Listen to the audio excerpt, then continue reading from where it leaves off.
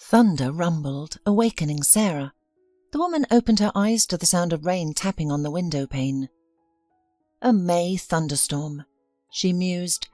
The last month of spring had been hot and dry, making the rain a welcome change. She opened the curtains to admire the rain cleansing the young leaves of dust. Looking down, she noticed a large black car in the deserted street. Beside it stood 3 men, 2 clad in black and the third, near the car, in jeans and a white sweater. He seemed to be searching for someone among the apartment windows.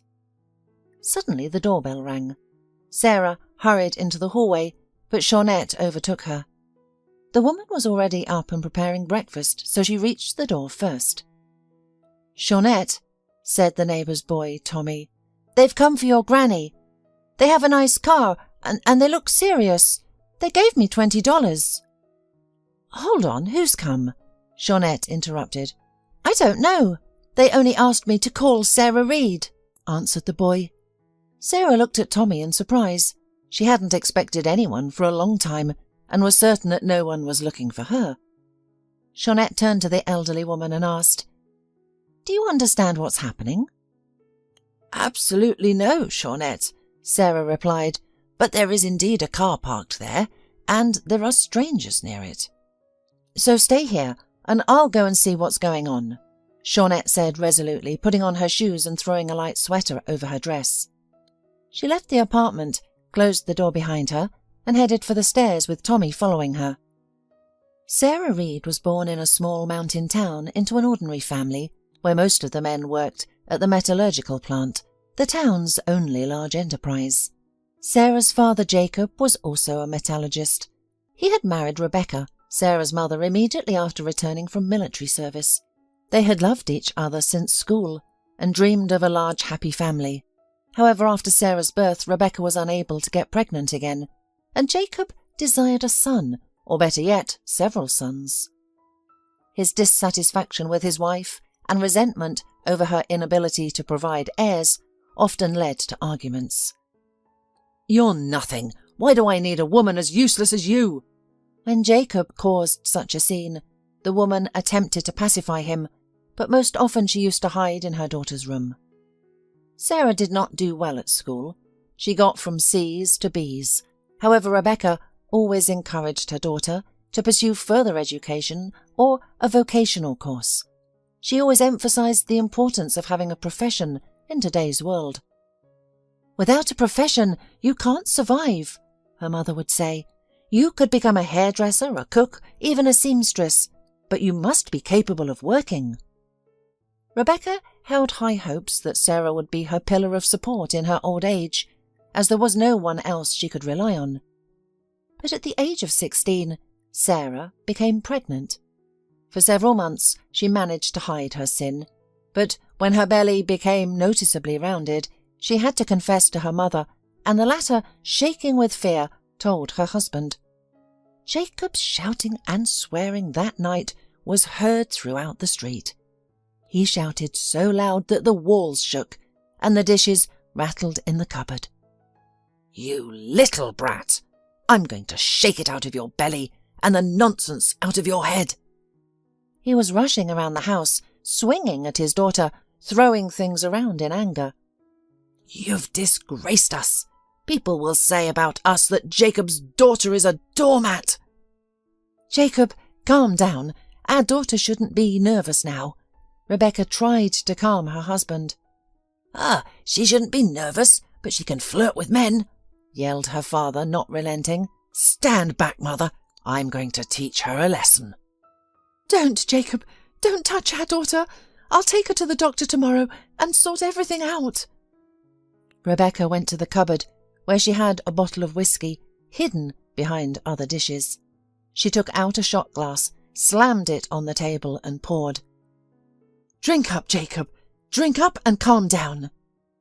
The man quickly downed his drink, and Rebecca refilled his glass. She knew her husband would relax after a few drinks, and perhaps he wouldn't hit Sarah. She didn't want to bring her pregnant daughter with bruises to the doctor's office. Walking in silence from the women's clinic the next day, Sarah and Rebecca wondered what the future held. The pregnancy was too advanced, and there was nothing to be done about it. Instead, the doctor instructed them to complete a medical examination and get tested. When questioned about the baby's father, Sarah claimed there wasn't one. "I should report this to the police and Child Protective Services," the doctor said sternly. "You must tell me who did this to you." "He was just passing through town. He's gone now and I don't know where he is." "Do you at least know his name or where he's from?" When Sarah remained silent, the doctor sighed. Jacob and Rebecca were worried about their daughter, and she seemed to be obsessed with her baby. She knitted sweaters and booties from yarn, sewed bonnets, decorated the room. Her only focus was on the baby she was expecting. Sarah's baby decided to come much earlier than expected. She gave birth to a boy in the 8th month. From the onset of labour until the baby was born, Sarah's parents were at the hospital, and they didn't leave. "As long as everything is fine," Rebecca prayed. "Stop whining," Jacob rudely interrupted. "Rejoice at least in the fact that she will not be an eyesore with her belly. We'll not have a reason for neighbours to discuss our daughter, to embarrass us in front of everyone." When the doctor came out to speak to the parents, they both approached her eagerly. "Well, how's our daughter, doctor?" asked the worried Rebecca. "Your daughter gave birth," said the doctor, but before she could finish, Jacob took her by the elbow and led her aside. "I need to talk to you urgently," he insisted, his determined expression preventing the doctor from arguing. "Well, come into my office," she responded. Rebecca moved to join them, only to be stopped by her husband. "Wait here," I said. "I'll be back soon."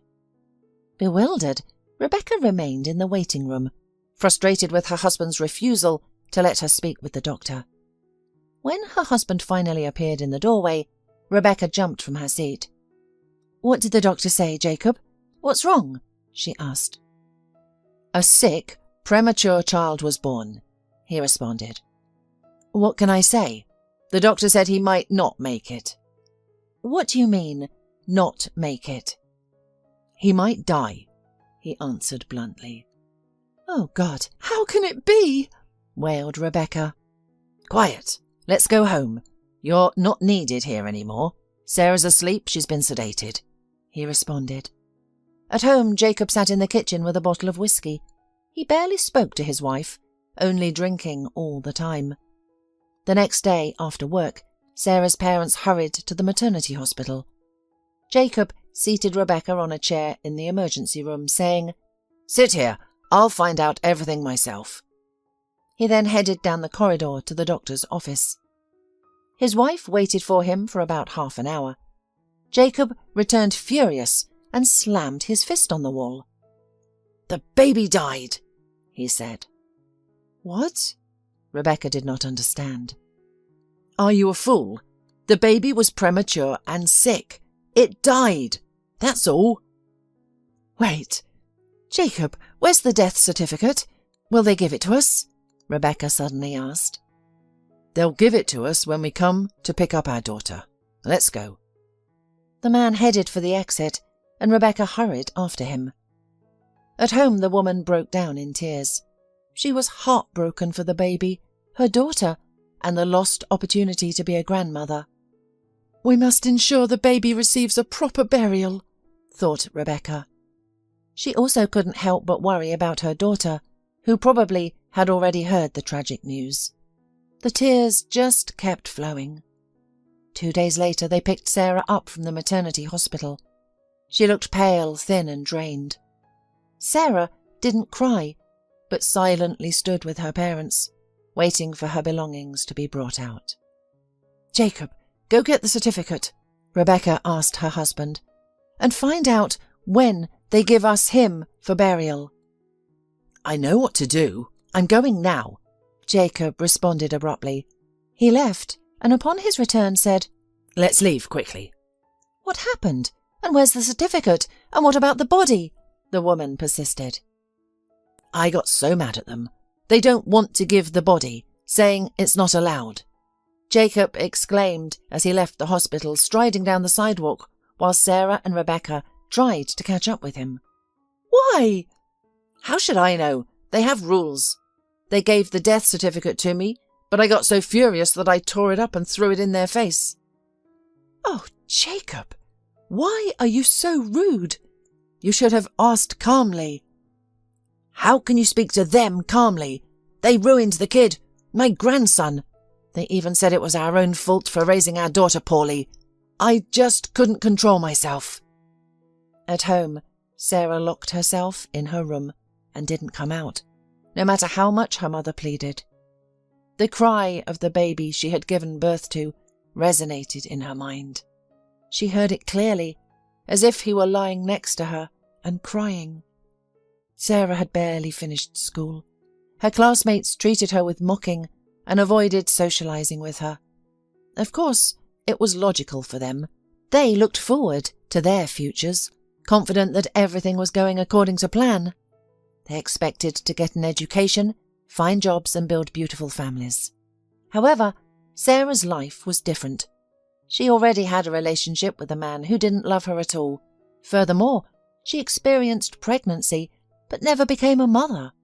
She was already not very sociable, and this painful experience made her further withdraw into herself, becoming like a gloomy shadow. Every time she returned from school, she could feel the neighbours' eyes on her. Of course, not all of them looked at her with contempt. Some women with baby strollers lowered and averted their eyes upon seeing her. They were afraid to imagine what the young woman who had lost her child was feeling. They feared to even momentarily put themselves in her shoes, as they had healthy babies in their strollers. 2 years had passed. Sarah's mother hoped that the wound in her daughter's soul would gradually heal, and she would return to her old self. But it seemed as if something had irrevocably broken inside her. After graduation, the girl landed a job in a supermarket, showing no interest in further education. Her father now drank every evening. After returning home from work, he would sit at the kitchen table, demanding a bottle and a glass. Rebecca found herself automatically buying alcohol after work to avoid his wrath if there was nothing to drink at home. "Jacob, what are you doing to yourself?" Rebecca would ask. "Why are you ruining your health?" "Shut up, you fool," Jacob would rudely snap back. "It numbs my sin. Pour!"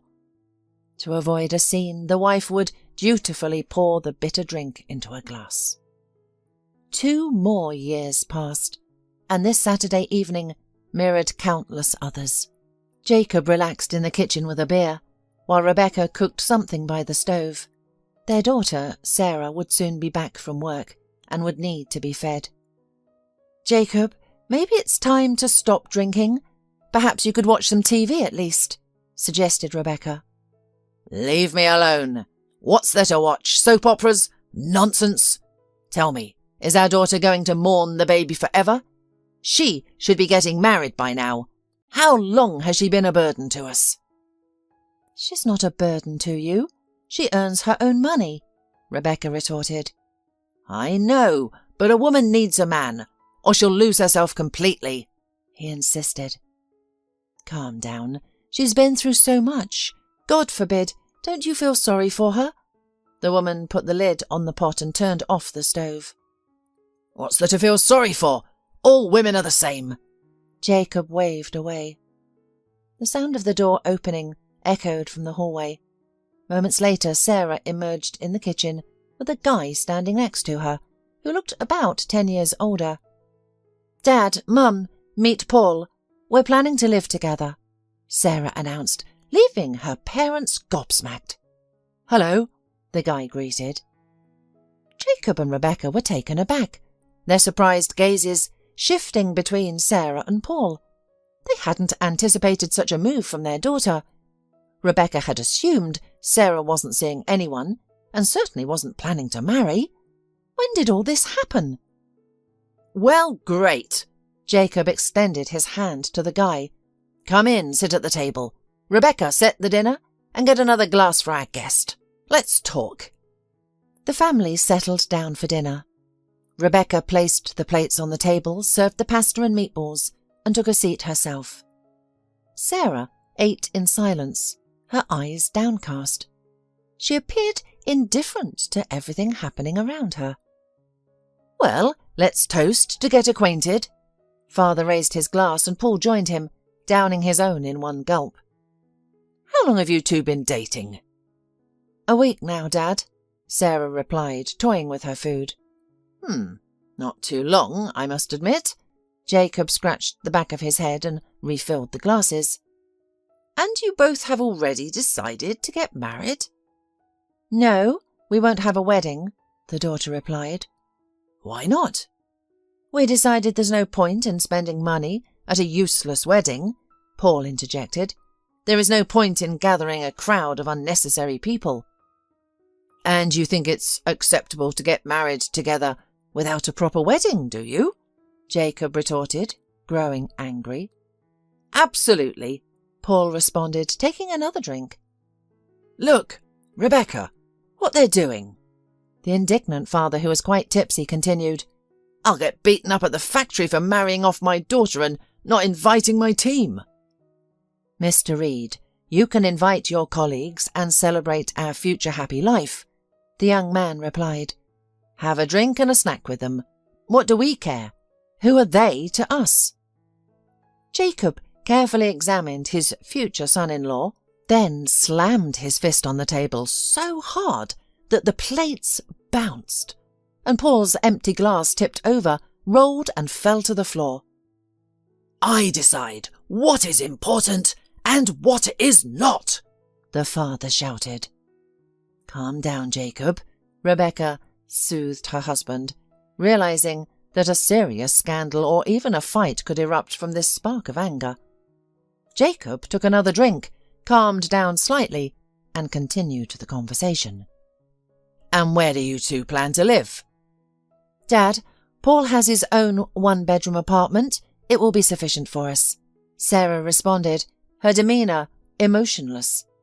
She remained unaffected by her father's disapproval and calmly poured tea for the men. "You'd better drink your tea, or you'll both end up completely drunk." "So, there's dwelling. Good," the man approved. "Where do you work? Not at a plant?"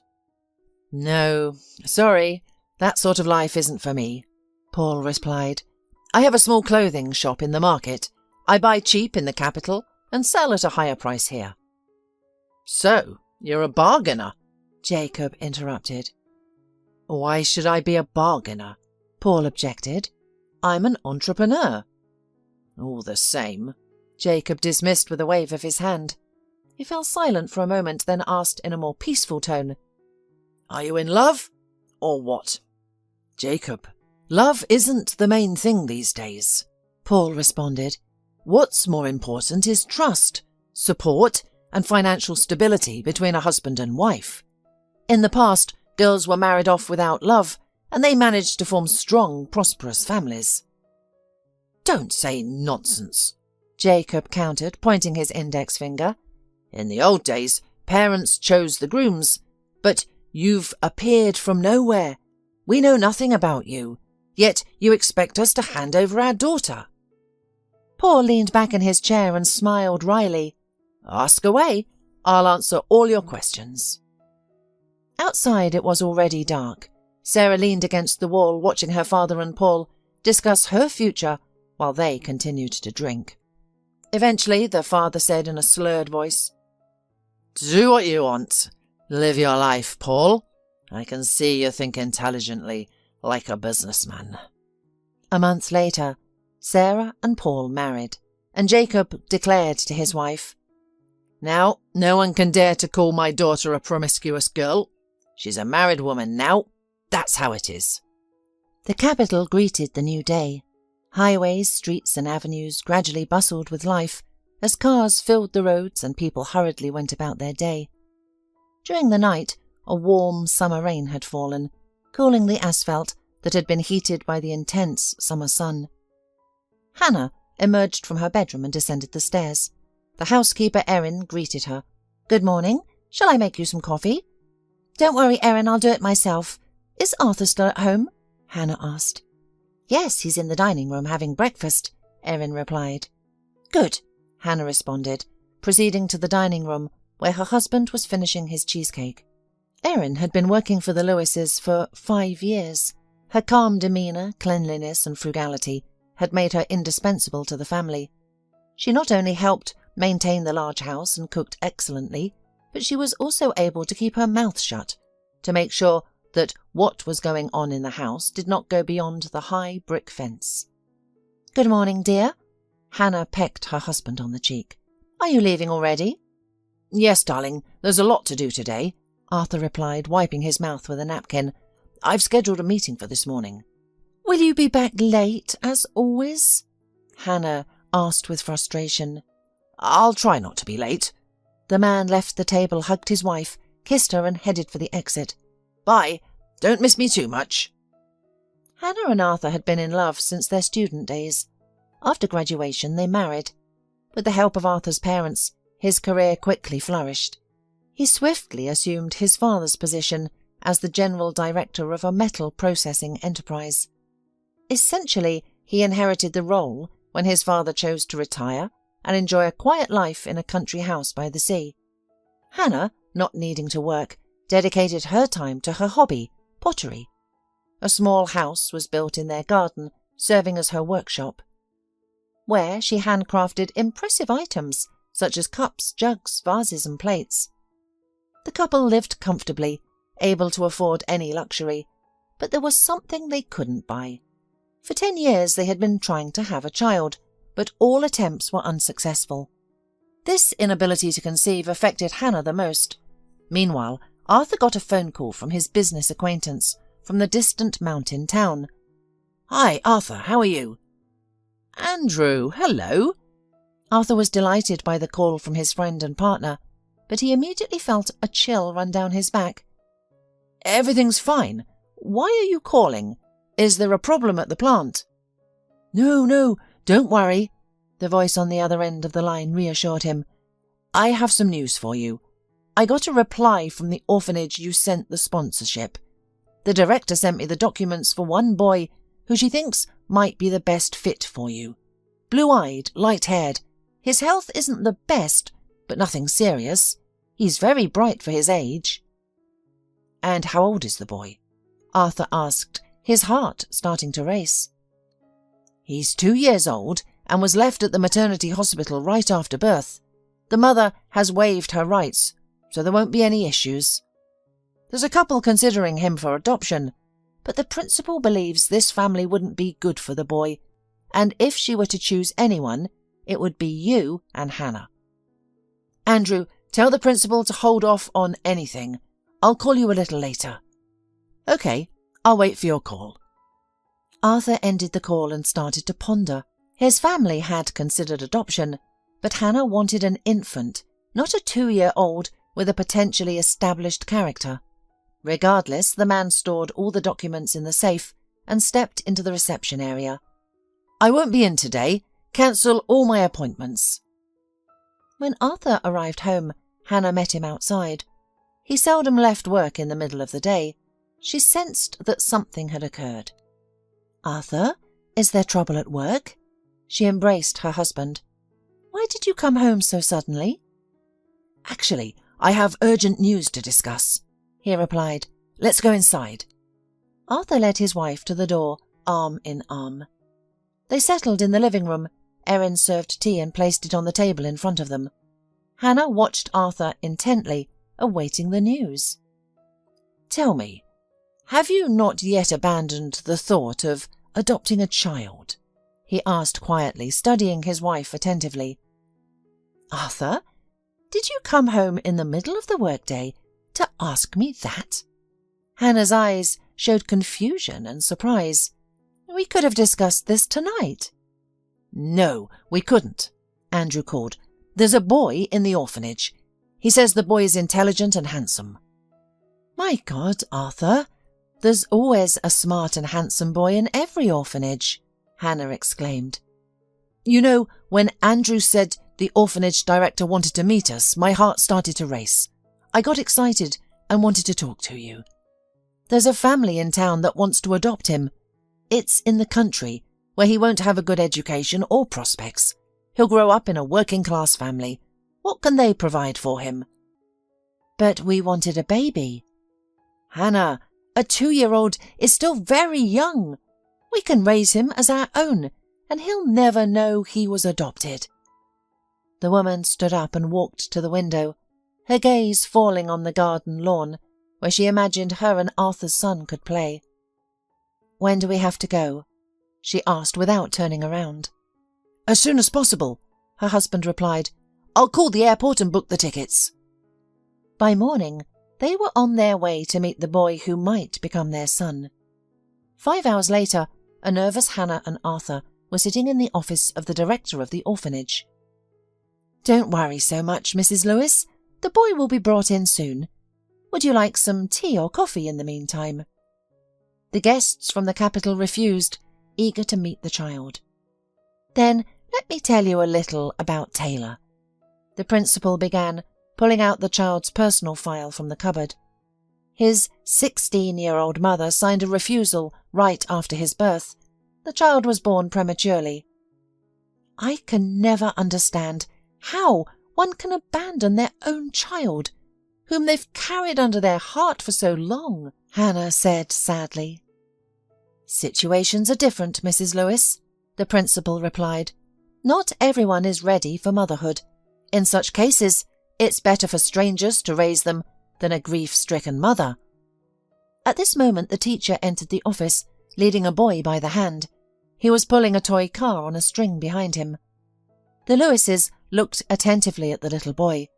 Blonde-haired, with beautiful blue eyes, Taylor seemed like he had stepped straight out of a children's book. "Hello, what's your name?" Hannah asked, squatting down next to him.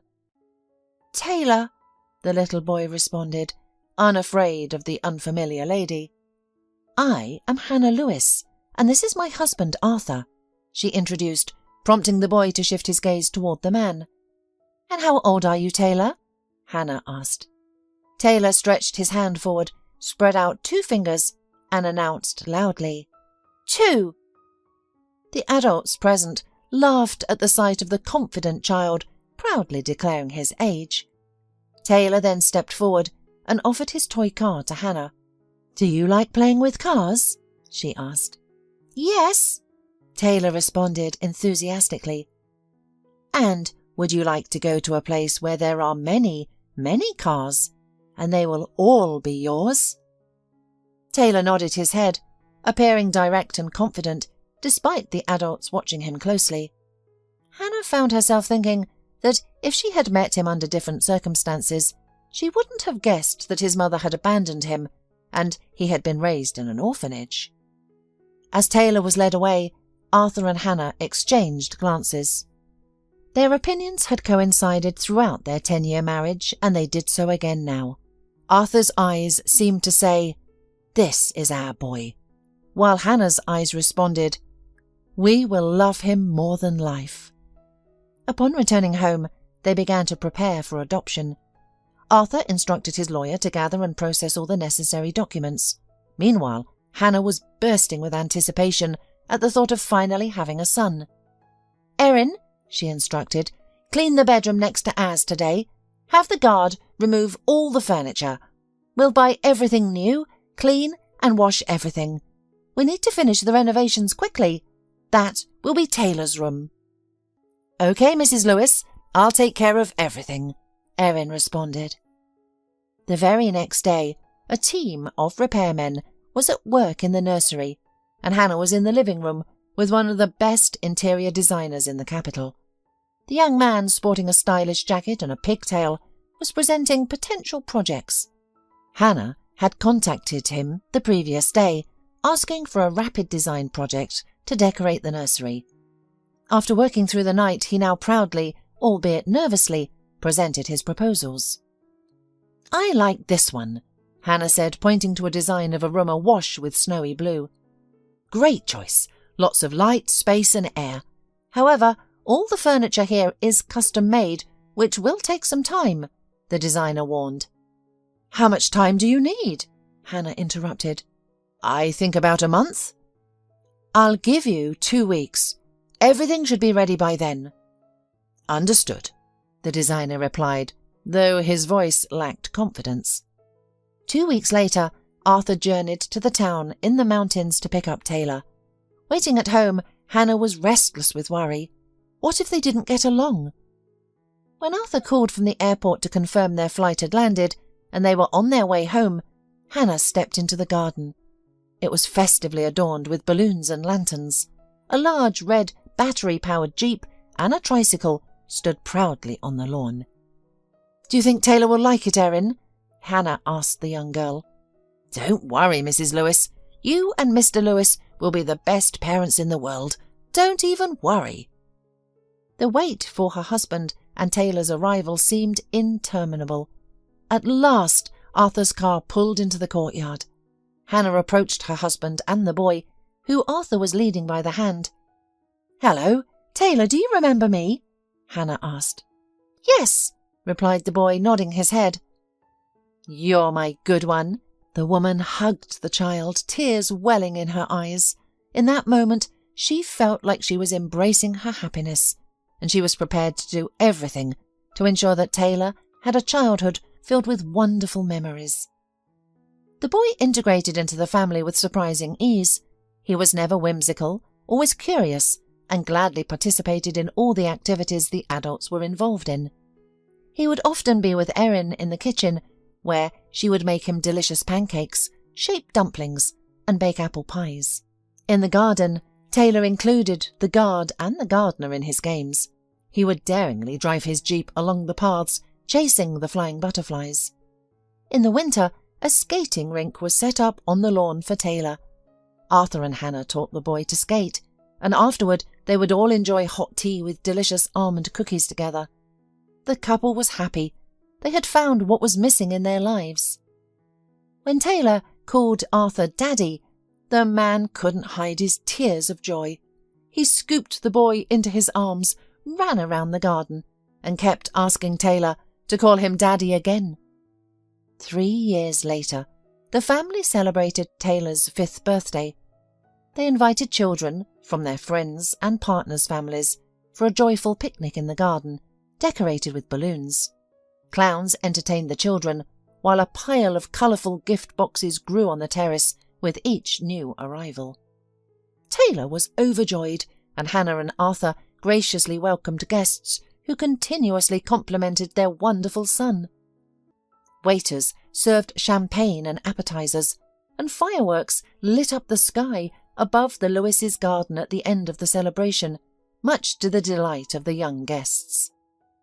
After the party, Arthur put Taylor to bed himself. Before sleeping, Taylor made his father promise to help him unpack the presents the next day.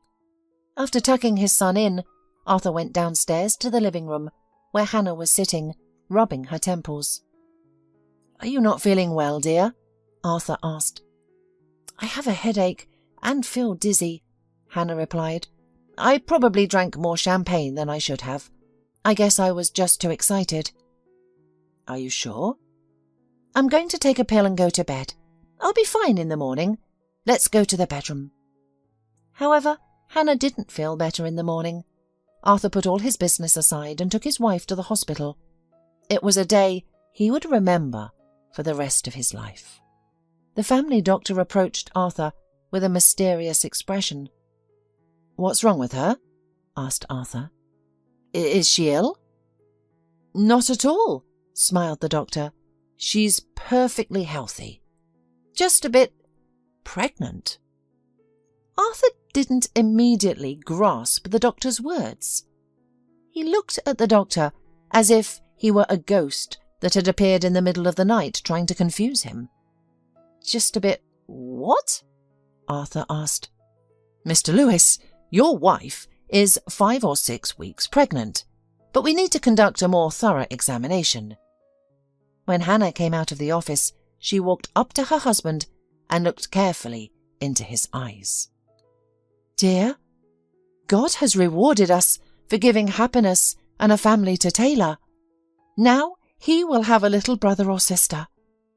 8 months later, the Lewises welcomed a daughter whom they named Piper. Meanwhile, despite marrying Paul, Sarah had no happy expectations. She did not love him, He just wasn't disgusting to her. Paul was reasonably good-looking, owned a small business, a small clothes shop, and had a small apartment. Sarah was tired of her father's daily drunkenness, his nonsensical talk, constant swearing, and the lack of peace. She yearned for a new, calm life and independence. Paul was a regular customer at the supermarket where Sarah worked. He was immediately drawn to the new cashier. He attempted to gain her attention and often complimented her. One day he invited her for a walk after work, and surprisingly, she agreed. Throughout their walk, Paul maintained an animated conversation, while Sarah mostly listened, offering brief responses. They began to see each other occasionally, mostly when Paul could escort Sarah home after work. One day, Paul said to Sarah, as they were saying goodbyes at the entrance, "It's easy for me with you. Shall we live together?" "Together? Like brother or sister? As neighbours? Or maybe as husband and wife?" Sarah asked sarcastically. "Which option do you prefer?" "Why would you say that?" "You know what I mean," Paul responded, somewhat offended that his words weren't taken seriously. "Come on, don't take offence," Sarah said. Soon after that they appeared before the girl's parents, and a month later they tied the knot. Living with Paul initially brought Sarah joy. They had fun together, always going out, visiting the movies and enjoying time in nature. Soon, Sarah left her job in the supermarket to work in Paul's shop. Why pay a salesman when you can sell clothes yourself? All the money goes into the house, Paul persuaded. Sarah gave in to his entreaties, but she regretted it the following winter. The harsh frosts forced her to pile on clothes and wrap herself in shawls to prevent freezing while standing all day in a poorly heated standalone store. "Wait a bit, we'll save up some money and rent a space in a shopping centre," Paul persuaded her.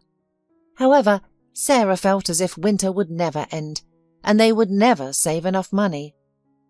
"Here, have a drink to keep warm," a neighbour who sold women's underwear in the next shop once offered her a flask with heavy drink.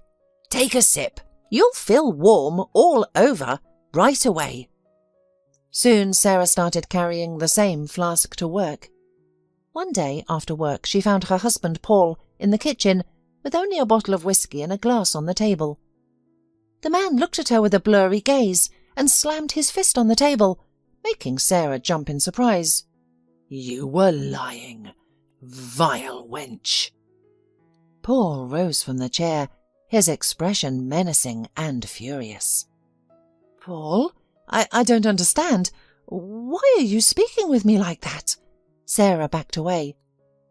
"You've been deceiving me all along," the husband sputtered. "I thought you were a modest, quiet, normal woman, but you've been gallivanting with men since school. And not just that. You have been carrying a baby from who knows who." A stinging slap jarred Sarah back to reality. She clutched her burning cheek, looking fearfully at her husband. Fear gave way to resentment, which manifested in tears. Sarah locked herself in the bathroom and cried for an hour. When she emerged, her husband was asleep at the kitchen table, his head resting on his hands. After that incident, Sarah's family life began to deteriorate. Influenced by gossip from acquaintances and neighbours, Paul started treating her poorly. Everyone who discovered who his wife was felt obligated to reveal the truth about Sarah to him. Rumours and gossip stoked the flames of Paul's anger and wounded his pride. His drinking started to increase. One evening, Sarah sat across from him at the table.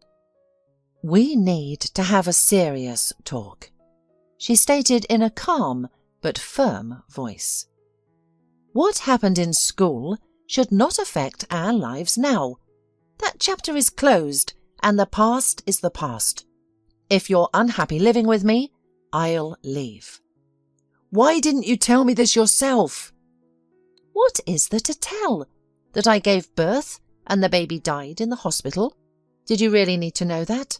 What difference would it have made? A big difference, Sarah, Paul shouted. It would have changed a lot. At least I wouldn't have looked like a fool to everyone else. Everyone knew everything, the whole town, and I was the only one left in the dark. Why have you done this to me? I didn't think it would matter to you. I thought you married me, not the gossip you're hearing now. I won't apologise. I didn't do anything wrong. Life has just taught me a lesson. A single large tear streamed down Paul's cheek. Sarah felt sorry for her husband. She rose from the table, approached him from behind and hugged him. There was no serious quarrel that evening, but the couple's life went even more wrong. Little by little, Paul stopped doing his shop and replenishing the assortment, so the revenue was falling from month to month. After 5 years, he had to close the business altogether. For the subsequent year, after closing, Paul and Sarah were almost constantly inebriated. Occasionally, Paul's friends, fellow alcoholics, would come over, start fights and cause a ruckus, much to the neighbours' annoyance. Over time, the couple drank away their savings and sold off their belongings for a pittance, all searching for their next drink. In moments of clarity, Sarah realised she needed to change her lifestyle. At such time, she got out her guests and tidied up her home. Her mind urged her, stop drinking, wise up, change your life. However, her husband's hangover demands used to lead her back to old habits. It was a never-ending cycle. This cycle might have continued indefinitely if it were not for an incident that entirely changed Sarah's life. One day she was returning from the store with a bottle in her bag. Her husband was waiting at home, but she didn't want to go back. Instead, she sat on a bench in a public garden, watching yellow leaves gently fall from the trees. It was a beautiful autumn day, the kind poets often write about.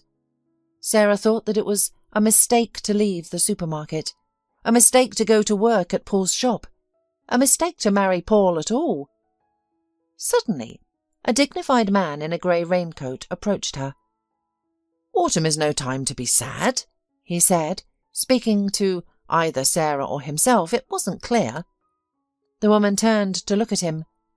The man had a kind face with bright eyes, crinkled at the corners, appearing about 20 years older than her. "Maybe," she responded, "but there are many other reasons." "Many?" he smiled. "Many." For some reason, she felt a desire to talk to this man, to have someone empathise with her. It was as if he sensed it. "Ben." He extended his hand towards her. "Sarah," she responded, his warm handshake causing a stir in her soul, a sense of apprehension she couldn't understand. "You know, Sarah, when my wife passed away, leaving my daughters and me alone, and I sought comfort in what's now in your bag," he said, and acknowledging her surprised expression, added, "Yes, don't be shocked. I saw you at the store." The woman shifted on the bench, feeling embarrassed, being accused of drinking. She had always tried to hide her alcohol consumption from neighbours and acquaintances. Yet this man had easily identified her weakness. "My girls were just 5 and 3 years old," Ben continued. "They really suffered because their mother was no longer there. I wallowed in self-pity. When I realised that I could lose my daughters and end up alone, I realised that alcohol was not the solution. You have to live for those who love and depend on you." "I have no one to live for," Sarah replied. "No one loves me or relies on me." She sighed, lowering her head. If her baby was still alive, she'd have a reason to live. But now, what was there? A husband who couldn't control himself, who wanted nothing more than a bottle. "You're wrong. You just can't see anything around you in your current state." "What is there to see? A drunken husband? I know him like the back of my hand," Sarah responded. "If you like, you can continue this way, but there are other options." said Ben calmly. "You're a young, beautiful woman. Why let your life be ruined?" "I wouldn't call this a life," Sarah replied. "It's a mere existence." "And you don't drink at all anymore?" "Very rare," replied the man. "On holidays I always allow myself to drink with a good meal. I like barbecue. That's a pleasure. Nature in all its glory, fire, glowing coals and aromatic meat on them. How can you resist a small glass of wine?" "Yes," Sarah smiled. "It's been ages since I've been to a barbecue." "Do you want us to change this situation together?" Ben suggested. "Oh, really? Why?" Sarah asked uncomfortably, feeling as if she was imposing on this kind man. "Look at the weather. It's wonderful. I've already missed trips to the countryside. Trust me, you need it right now," he exclaimed. "Well, let's go," she replied uncertainly. "Great. Tomorrow at 1 o'clock, meet me here." The man stood up and shook Sarah's hand. "See you tomorrow." Then he turned and left down the alley. For a while, Sarah watched this remarkable man, realizing that nothing in life happens without a reason. If fate had unexpectedly brought him into her life, it was a sign. On her way home, Sarah found herself smiling without noticing. She hadn't felt this light and serene in a long time. She arrived home in high spirits. Even Paul, unkempt and inebriated, with his torn t-shirt and worn-out pants, couldn't dampen her mood. Placing a bottle in front of him, Sarah was about to leave the kitchen when he mumbled, "And you? Sit down, dear. Let's drink together." "No, thank you," Sarah replied firmly. She locked herself in the bathroom and stood under the shower for a long time. She felt as though the warm water was rejuvenating her, washing away any traces of past shocks from every skin cell. The next day, dressed in jeans and a jacket, she went to the park, where Ben was already waiting for her. 2 teenage girls were with him. "Meet Sarah. This is Megan and Claire, my daughters." Ben introduced his daughters. "Nice to meet you," Sarah replied. They went to the river and found a cozy spot. Ben set up a grill, pulled out a plastic bucket filled with marinated meat, bread, and vegetables from his backpack. "So, girls, I'll prepare the meat and you handle the rest, okay?" he asked, turning to Sarah and his daughters. "Got it, Daddy," replied the eldest, Claire. Sarah noticed that Ben's daughters were very efficient. They skillfully sliced cucumbers and tomatoes and arranged them on disposable plastic plates. "Do you and Daddy work together?" Megan asked. "No," Sarah replied. "We recently met."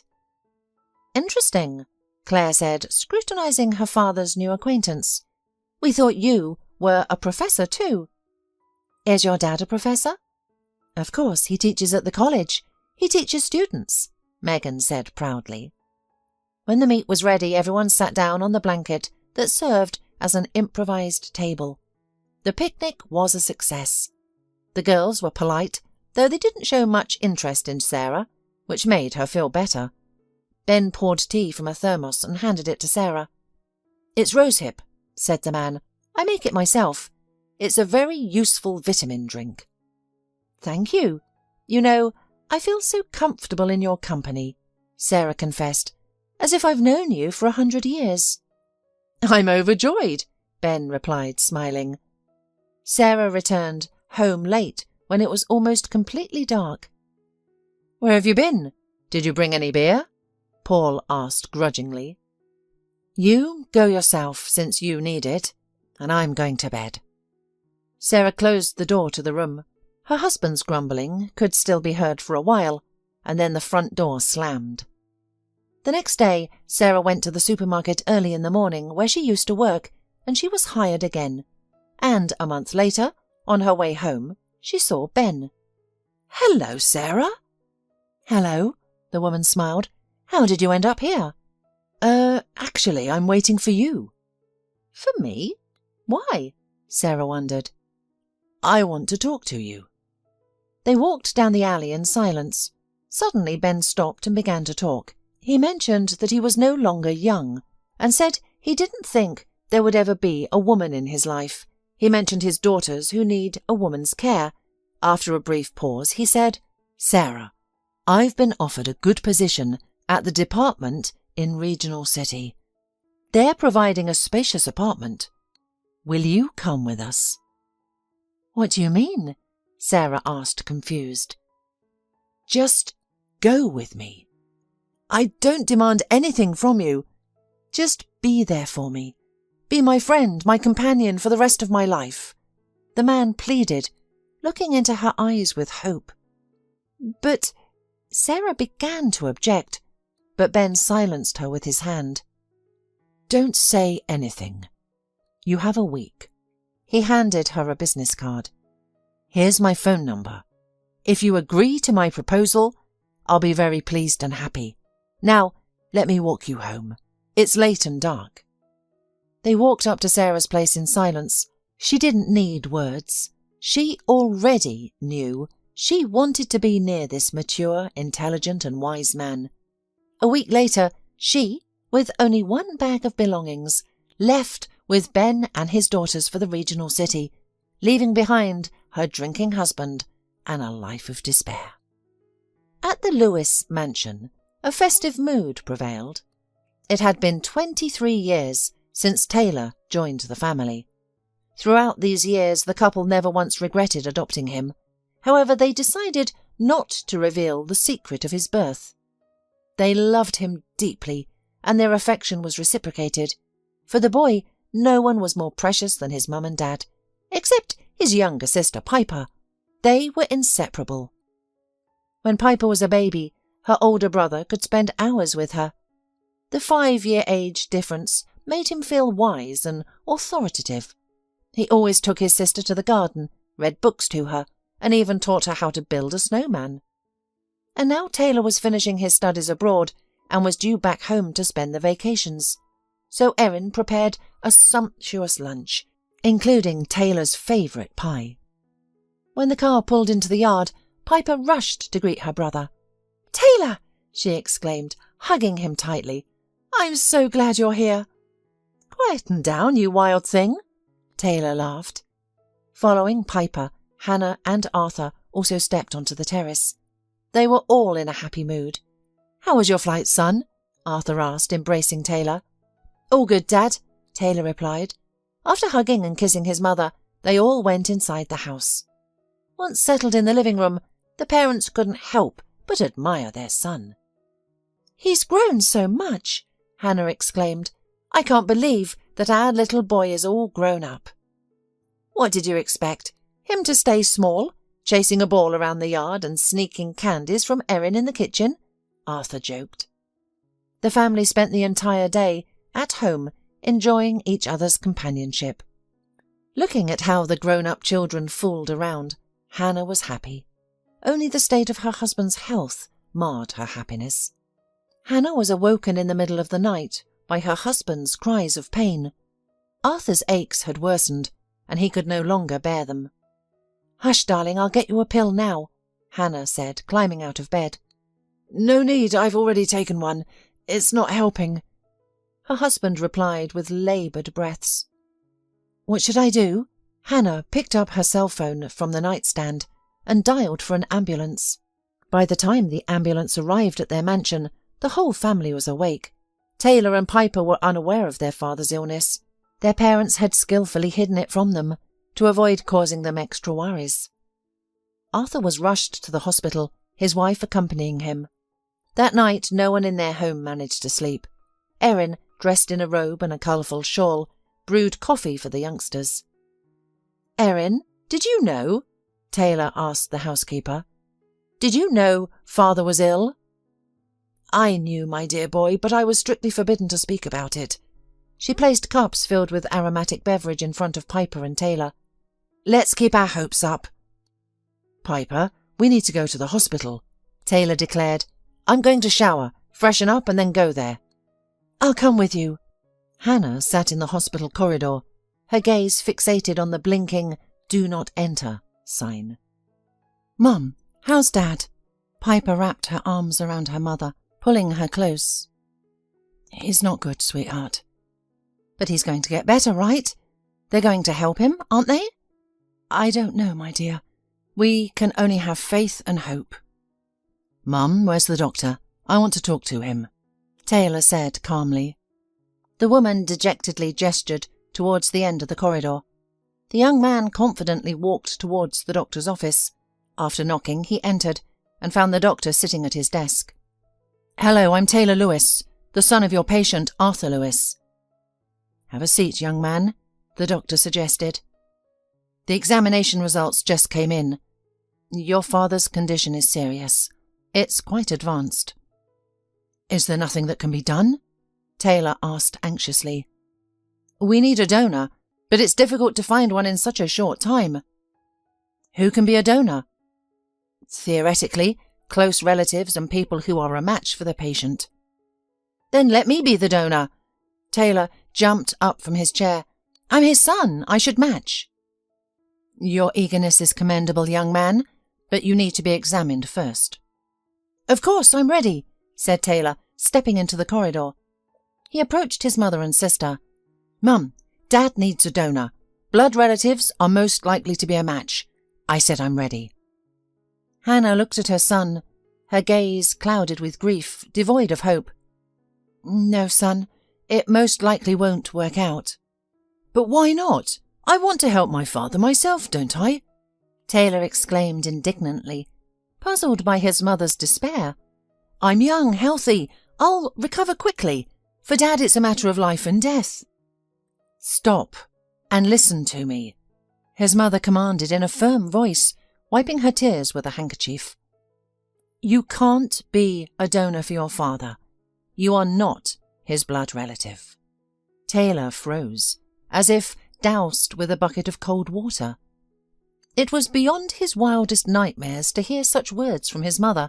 Then she added, You're not our biological child. You're adopted. What are you saying, Mum? Piper asked, frightened. Are you not well? Should we call a doctor? It's true. At home, I'll tell you all about it. Apparently it's time, she said bitterly. Sitting silently in the chair, she rocked side to side, lost in her thoughts. Meanwhile, Taylor slowly meandered down the corridor, eager to escape to the open air. His head spun from the life-altering words he had just heard. People often say that a person can't suffer indefinitely. If God bestows trials, sufferings, and pains upon them, they'll be rewarded with happiness and well-being in due course. This was true for Sarah. She had endured much suffering, a perpetually inebriated father, a stillborn child she couldn't even bury, and a husband who nearly turned her into an alcoholic. But then fate gave her Ben, an adult, wise, educated, and intelligent man.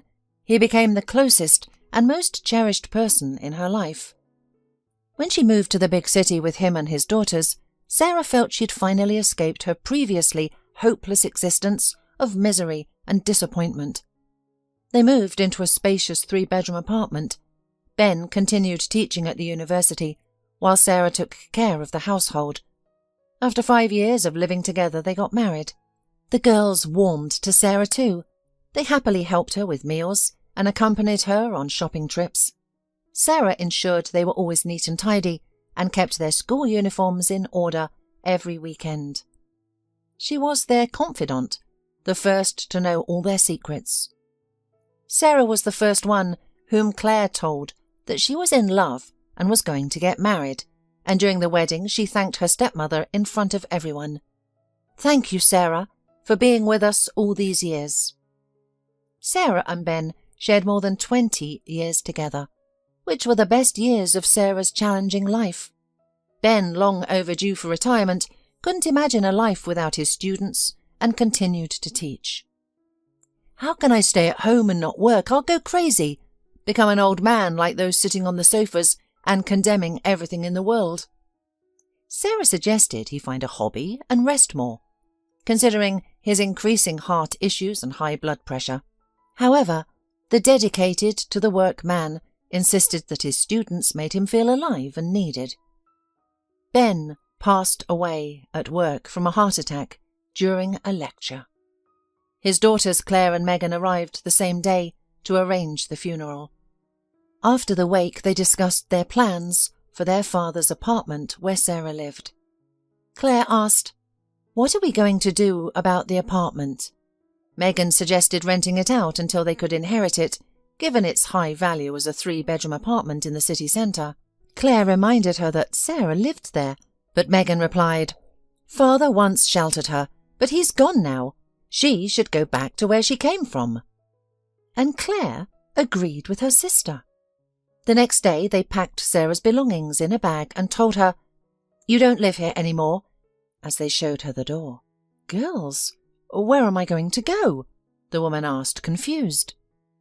"That's none of our business," Megan retorted, slamming the door in the face of the woman who had once replaced her and her sister's mother.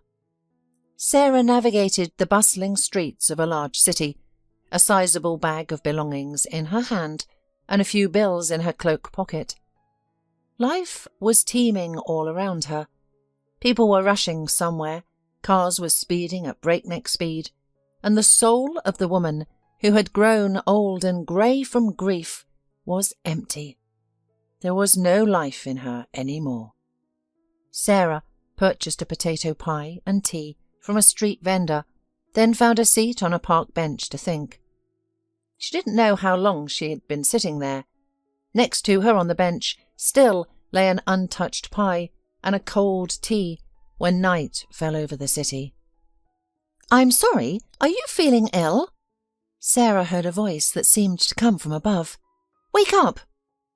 She raised her head to see a stranger holding a large dog on a leash. The woman sat down next to her.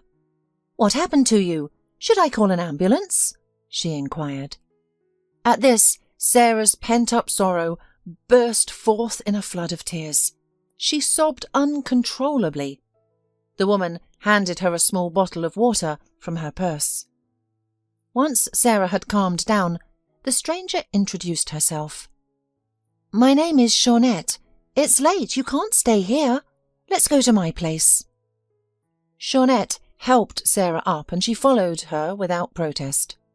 Once again, God supported Sarah by sending her a saviour. Shawnette felt so much for the fate of the old woman that she could not let her go nowhere. She herself had been through a lot in her life. The woman had 4 children, and her husband died when the youngest was not yet a month old. "Stay with us. We have room. There's enough space for everyone," Shawnette offered the next morning. Initially, Sarah was resistant, but Shawnette persuaded her, arguing that she needed help with the children, and Sarah could assume the role of their grandmother. That's precisely what happened. Shawnette's 2 sons and 2 daughters proved to be bright and affectionate children.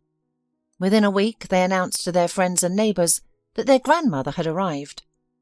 Soon, everyone in the big apartment building knew about Sarah, and everyone treated her politely.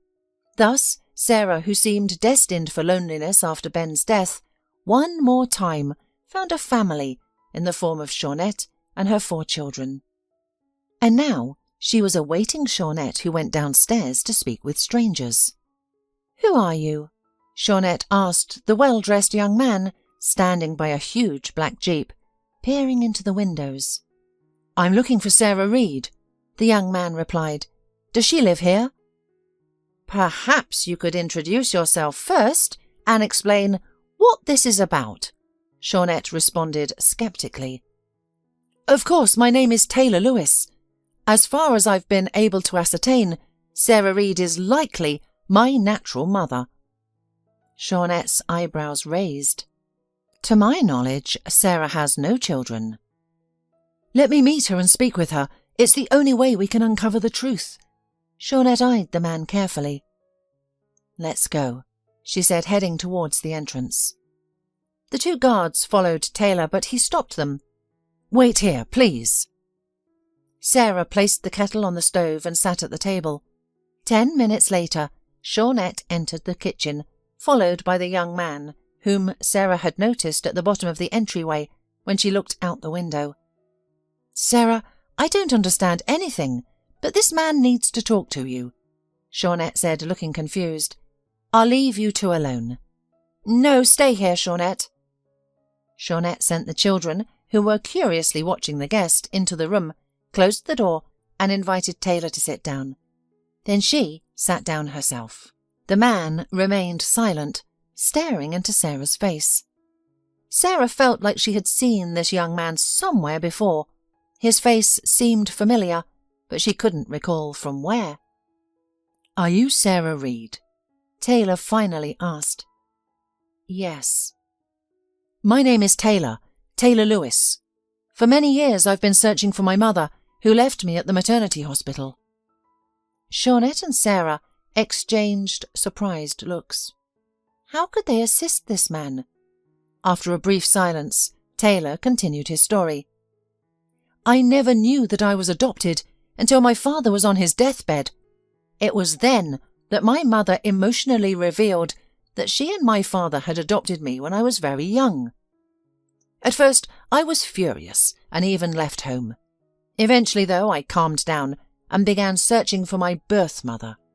All I knew was the name of the town and that my 16-year-old mother had left me at the maternity hospital shortly after birth. I imagined countless times how I would find her and express my feelings towards mothers like her. But then I would mentally thank her for my existence. After all, I have a happy, prosperous life, the world's best parents, and a sister whom I deeply love.